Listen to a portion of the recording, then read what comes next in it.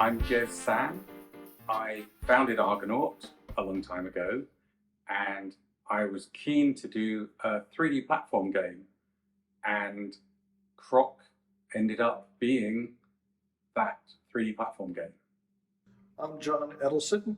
Jez brought me in the beginning of 1996 to run the company as general manager, and he steered me towards Croc as the great game that was going on in the studio. So I got deeply involved in it, both as executive producer and pretty hands-on. Argonaut was a small company of 10 to 15 developers, and then we signed this deal with Nintendo, which enabled Nintendo to learn how to build 3D games. And so we would spend time teaching Nintendo 3D. We held lessons in Japan, and we had our team members living inside Nintendo's offices in Japan. And we did a few games for them, Star Fox being the biggest one. And we invented the 3D chip, the Super FX chip for them. And after those 3 games, we pitched the idea of doing a 3D platform game to Nintendo. And at the time, it was the Yoshi character, not the Croc character. When Nintendo passed on it and basically said, no, Yoshi's ours, we're going to do that. That was when we thought, well, we still want to do a 3D platform game, so we had to invent a whole new world and new characters, and Croc was born. The dynamics of Argonaut were that for a while we were exclusive to Nintendo. So the deal we had with them was, you're going to do 3 games for us and teach us 3D technology. And during that time, they didn't say you must be exclusive, but what they did say was, if you want to do anything else, you must give us first option and last matching right, which basically meant we were exclusive to Nintendo. And so we had to wait till the 3 games were up before we could do anything else. And it was at that point we told Nintendo, we want to do other things, we want to work on other platforms, the PlayStation, for instance. And that was kind of when we parted company, because Nintendo didn't want to continue with us on a non-exclusive basis. After we moved away from the concept of the Yoshi racing game, which was the game we were trying to pitch to Nintendo, we invented the Croc character, who was in a very early form at the time. This was not the Croc that we know and love today. And we had Croc running around a 3D world in a PC game engine. So Croc was the first game that we built that we wanted to own the IP. We didn't want to sell ourselves too early, which is the usual case with publishers, is that you show them an early prototype and they sign it up, and then they lock up all the rights, and they might even own the copyright on the thing that you created. And with Croc, we wanted to hold the IP. And part of the thing that enabled us to do that was, for the first time, we took outside investment into the company, not into a particular project. And that gave us some financial freedom with which to take more risks. And Croc, we did substantially under our own risk before we signed a deal with anyone. And as we know, we signed it with Fox, and by the time that we signed it with Fox, Croc was already substantially developed. And so we were able to hold the IP, we were able to get a better deal in terms of the royalty rates than we would normally have got if we signed it early. So it was the stars aligning in multiple ways, and Croc was the first project that we did that with. When I joined Argonaut, there were about 100 employees on both the technology and the game side. On the game side, there were maybe 6 games in various stages of development. Croc was by far the largest team and the most promising. They were an amazing collection of talent, both on the technology side, the art side, the user interfaces, testing. It was all there. What was missing was the piece to get the games finished. Once you have a publisher who's willing to spend a lot of money at a certain date, they commit budget to TV and they commit it to the stores. You absolutely have to hit that date. That's make it or blow it. And I was pretty big on, we're going to hit our deadline. So the magic of the Croc development process was, first of all, a collection of amazing talent, a real vision, and building fantastic tools to get going. From then on, where I got deeply involved, a lot of it was keeping the team motivated but there was a hardcore, maybe a half dozen people to whom Croc became their life. These people who were living and breathing the development process, coming in early, staying till late, coming in on the weekends, they're the ones that I heavily rewarded. I listened to constantly. Often they had some idea that they had trouble articulating, but it would take months to do, and I really had to decide whether or not to green light it or not. So it was working very closely with the team and recognizing those that are making the sacrifices to make it happen. So one of the things we learned when we worked with Nintendo, which was very good for them to learn how to make 3D games and very good for us to learn how to add IP and characters into games. So we both got something significant out of the Nintendo relationship. But one of the things that we learned from the way Nintendo worked was that they didn't schedule up front and they didn't design the games up front. They did lots of playgrounds and test areas and figured out what was fun. And they did that for a long time before they actually designed levels and were able to schedule something. And even then, I don't think Nintendo ever believed in schedules. I think they just, the Peter Molyneux approach to game design, which is it's done when it's done and no one knows in advance. Now, we couldn't afford to do that, being a commercial studio that had deadlines. But even then, there is some playing around you have to do with, open playgrounds and blank pieces of paper effectively till you figure out what works. And especially in a new game genre, you have to figure that out before you design the levels. One of the reasons that many games aren't any fun is once they become playable, people realize what they should fix. But it's too hard to fix it. They've locked in with all this code.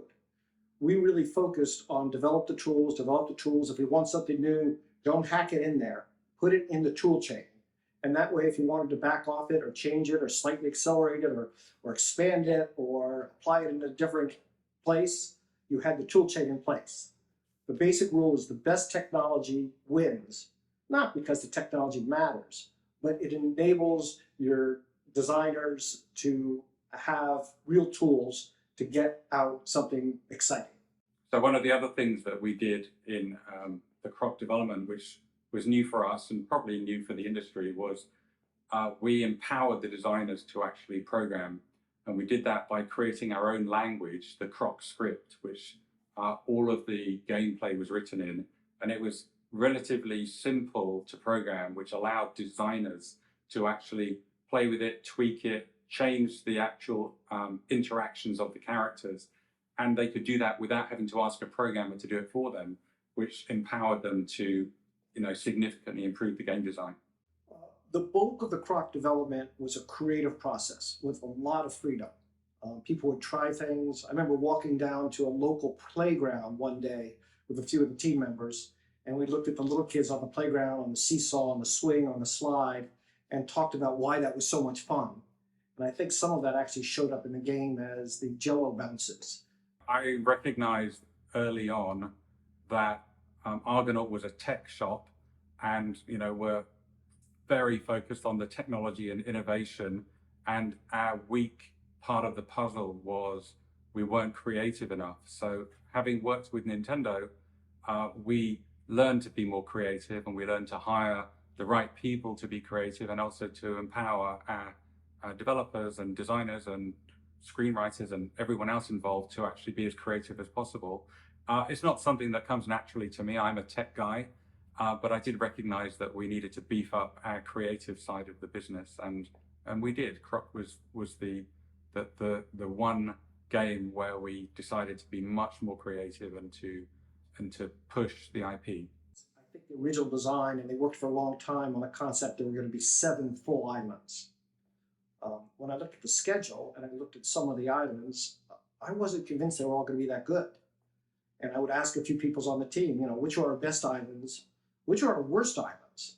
And everybody sort of knew which ones the weak ones were going to be. So I said, why don't we not have the weak islands and just fold them into the good islands?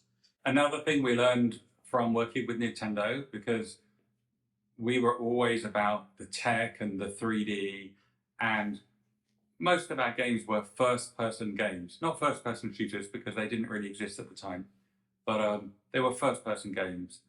And we worked with Nintendo, and Miyamoto always believed the game should be third person, because you should see yourself on the screen and see the impending danger and see something bad happening to you.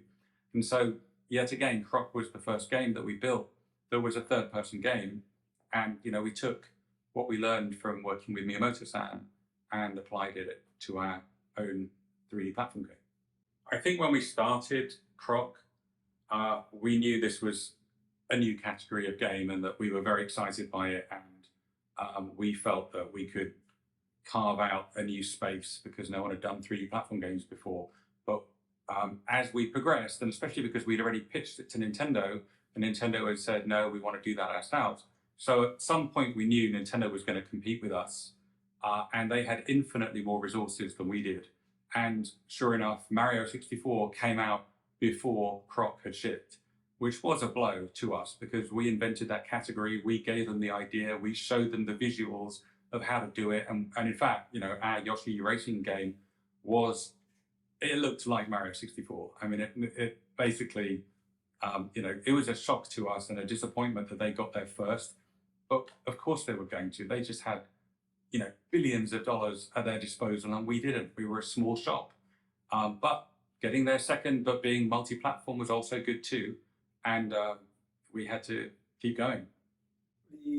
The new controller was a last-minute horrible surprise. Sony had just announced the analog stick, and we had like a week or two to implement it just before we went final.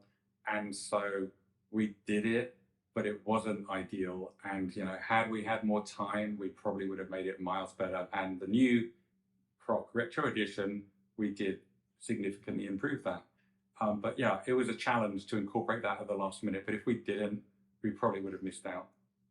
Remember the mudslides in Croc? They're not there.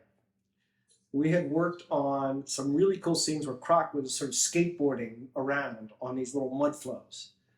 They would have been really cool. But we're getting down to the closing strokes on Croc. The clock is ticking.